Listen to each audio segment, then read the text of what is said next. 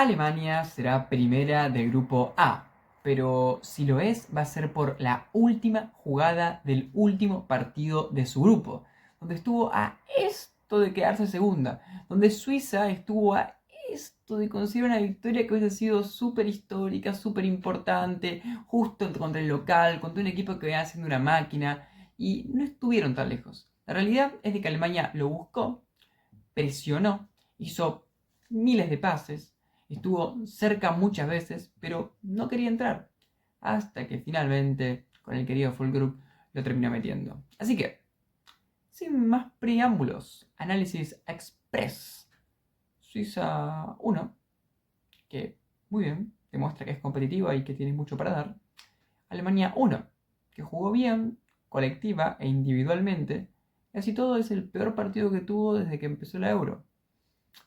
Problemas de primer mundo. Recuerden que el análisis express tiene que ver con que este partido no lo vi. Evidentemente, para los que vieron mi canal, vi el partido de Escocia contra Hungría, se juega a la misma hora. Este simplemente recopila algunos datos, vi el resumen y voy a hablar en base a eso. Cualquier persona que haya visto el partido y que quiera comentarme alguna cosa que yo no pude ver porque no vi el partido, está más que bienvenida. Cualquier persona que no quiere ver el video porque piensa que no estoy capacitado para opinar sobre el partido porque no vi el partido, más que bienvenida o a quedarse y a ver qué onda o a irse porque está de por sí no va a estar bien predispuesto. Ahora, yo considero que sí se puede hablar y que voy a aportar unas cosas que me parecen interesantes. Así que, ahora sí, empecemos. La realidad es que Suiza le planteó un partido muy distinto a los que venían siendo los diferentes equipos en esta Eurocopa. Intentó llenarle el mediocampo de muchos jugadores, impidiéndole, por ejemplo, a Gundogan poder tener espacio donde moverse. De esta forma, atacando por banda, Alemania tuvo que adaptarse a un juego diferente, tirando muchos más centros y cayendo en un recurso justamente que tiene mucho más que ver con el azar, con el dividir una pelota, que con la precisión que puede implicar el juego alemán. Así todo generó muchas ocasiones de gol, pero le costó. De hecho, el primer tiempo se fue perdiendo 1-0 habiendo pateado 7 veces nomás, que no es un número tan malo para un primer tiempo de cualquier equipo del planeta, pero para lo que venía haciendo Alemania es poco. De hecho, no solamente fueron pocos tiros, sino que fueron pocos claras las oportunidades que tuvo. Hubo una interesante en la que termina desperdiciando Havertz, que hubiese estado buena. Hubo un gol que mete Andrich, pero que anulan por una falta previa. Pero más allá de algunas jugadas puntuales, fue un primer tiempo en el que le faltó volumen de juego. Y de hecho arrancó perdiendo y no pudo reaccionar muy bien. De hecho, Suiza lo anuló. Y después, al segundo tiempo, si Alemania lo pudo, digamos, doblegar. Pero no nos adelantemos. Suiza metió un gol súper interesante, con Rieder conduciendo primero de manera muy constante, con velocidad, una jugada que es importante esa conducción porque le permite avanzar metros. En tanto, Alemania un poco pasiva, no defendía con todo el equipo, sino solamente con la defensa. Esto quiere decir que es una jugada un poco transicional y que no llegó a acomodarse del todo. Pero pese a los tiempos que pierde Rieder horizontalizando, Alemania no llega. Esta falta de jugadores que lleguen creo que puede ser importante. Finalmente hay un pase en profundidad que asiste a Freuler. Freuler que penetra en el área, gran desmarque del número 8, y que asiste rápidamente a Endoye para que anticipe el primer palo y le mete un gol a ni más ni menos que a Manuel Neuer.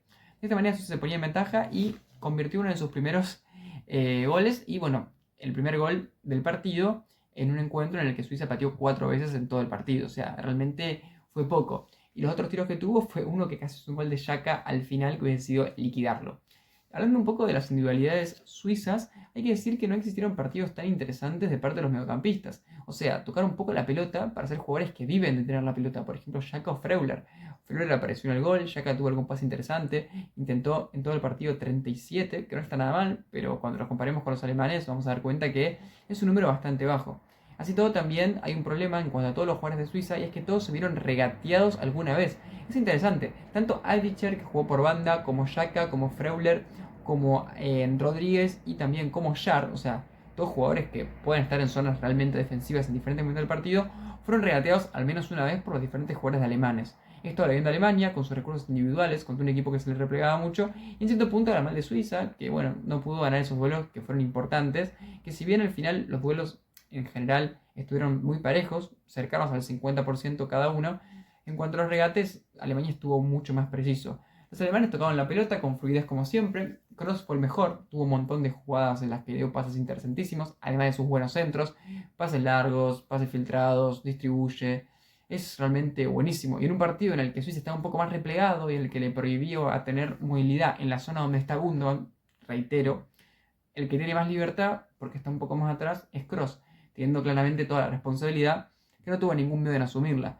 Wirtz y Musiala, que juegan más por banda, también se vieron beneficiados, entre comillas, ya que pudieron potenciar su juego de desequilibrio por ese lado.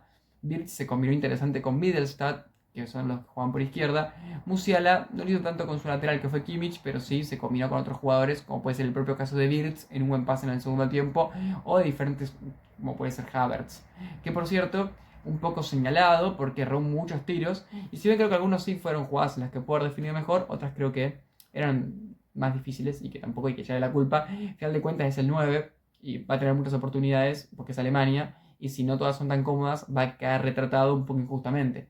Pero bueno, para colmo, el que mete el gol el último minuto es Füllkrug, que es el 9 suplente, así que la imagen no va a quedar nada bien para Havertz, aunque para mí, insisto, uno de los errores que tienen son errores que los puede tener cualquier delantero en su mejor momento porque eran centros difíciles o pelotas que no veían tan cómodas, o mismo, que bueno, también hubo otras que sí, no estuvo tan bien. Alemania fue descifrando el partido de a poco, pero la realidad es que le complicaba. Para que se haga una idea, los pases que hicieron los mediocampistas fueron bastantes, tipo rozando los 60, y ni hablar Kroos, que tuvo casi 100 pases, pero los centrales, 76 pases Rudiger, 42 pases Ta, 67 pases Kimmich, que es lateral, también tuvo 30, casi 40 pases Mittelstadt, que uno podría pensar, bueno, ¿qué tiene de malo? Bueno, el tema es que eso habla un poco de que tuviste una posesión que por momentos era demasiado pasiva, principalmente en el primer tiempo, pero en el segundo también. Alemania también, muchas de las jugadas que genera, que tuvo 20 tiros en todo el partido, que es un número bastante grande, que bueno, en realidad tuvo 18, hay 8 de esos 18 tiros que vinieron a través de centros o de pelotas paradas. De específicamente 6 de pelotas paradas y 2 de centros que no son pelotas paradas. Esto es importante porque habla de que el recurso del juego interno, de los pases milimétricos, de pases filtrados, un juego más mecánico como es en Alemania, no pudo tenerlo. Porque estaba Xhaka, porque estaba Freuler, porque estaba Kanji, porque había muchos jugadores pensando en la defensa. Y que son buenos además, no simplemente son jugadores que ocupan el espacio, sino que saben ocupar y que tienen los recursos defensivos adecuados como para poder ocuparlos. De esta manera Alemania tuvo que tener un juego diferente y recurrir a otros recursos, que de todas formas terminan teniendo más oportunidades de gol que Suiza y lo merece empatar. Pero fue un partido incómodo que da la sensación de que puede ser una de las claves, esa zona donde está Gundogan. Llamémosle la zona Gundogan a partir de ahora para no decir siempre la zona donde está Gundogan. Para los demás equipos con los que se enfrente. Veremos qué le toca, todavía no está sorteado, o sea, no está decidido, mejor dicho, porque no es sorteo. Pero bueno, para ese equipo ya sabe que lo que hizo Suiza puede ser una buena muestra. Finalmente empataron, no es que ganó Alemania, pero por cómo le da el resultado, a Alemania el empate le sirve para quedar primero, y a Suiza no le sirve para nada, porque de todas formas hubiese quedado segundo, aunque gane Escocia y se hubiese perdido. Suiza demostró cosas interesantes, pero hay que decir que como tuvo muy poco la pelota, porque metió el gol rápido y después estuvo muy enfocado en lo defensivo, no se pudieron lucir jugadores como Avicher, como Xhaka, como Ndoye, como Rieder, como Embolo, o bueno, también como Whitmer. Digamos que estuvieron concentrados en la defensa y nada más. Se vieron muy reducidos a evitar que metiera gol Alemania.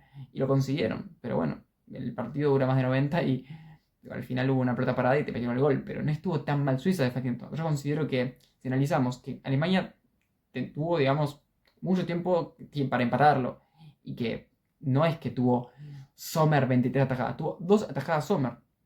Sí que estuvo errático Havertz, pero tampoco es que Alemania haya tenido una cantidad tan grande de oportunidades como para decir, qué locura, cómo no entra la pelota, es una cosa increíble, es una cosa impensada.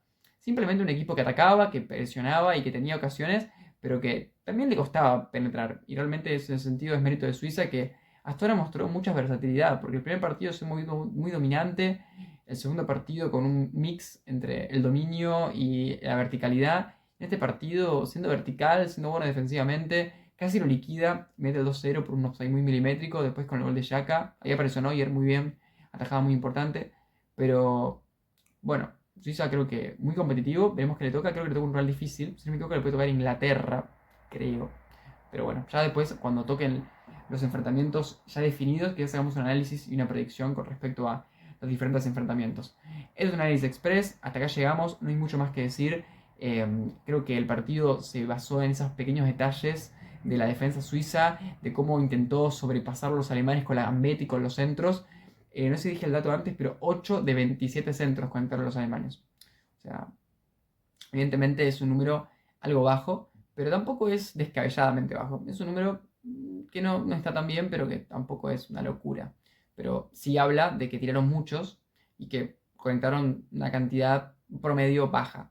Y que bueno, algunos que conectaron encima fueron cabezazos que no eran tan buenos. O sea que si pasamos la estadística limpio y la ponemos con jugadas realmente peligrosas que fueron con centros, quizás baja mucho más. Aunque finalmente fue con un centro que metieron el gol, así que ¿quién va a criticar ahora el recurso de los centros?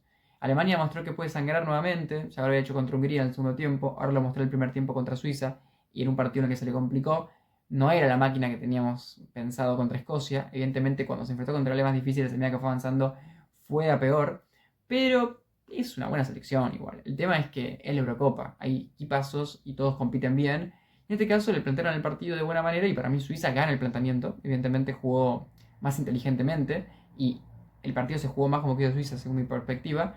Pero Alemania, como tiene mucha jerarquía y como logró sobrepasar el muro que planteó Suiza muchas veces, y bueno, tanto va el canto al agua que se rompe. Es muy cliché, pero es así. Y Alemania lo consiguió de esa manera. Así todo es un empate, no es una victoria, pierde el puntaje perfecto, que no es muy importante, pero que bueno, es un dato anecdótico. Si llegaste hasta acá, te agradezco mucho por darme la oportunidad, escuchándome todo el video, y te agradecería muchísimo que te puedas suscribir. Estamos tratando de llegar a los 500 suscriptores para conseguir las membresías o a los 1000 para el partner.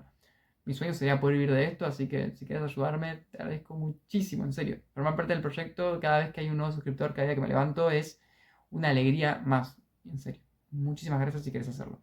De todas formas, un comentario o un like me vendría muy bien para visibilizar más el video. Y es un comentario hablando del partido, y vos que lo viste, vos que estuviste ahí en ESPN, tendido ahí, y me querés decir algún dato interesante, alguna cosa que te parezca que yo no mencioné, alguna cosa que te parezca que te que tener en cuenta para las elecciones en el partido de octavo de final. Te escucho, en serio, no importa, aunque sea algo que se contradiga con lo que yo dije. Me encanta, mejor todavía.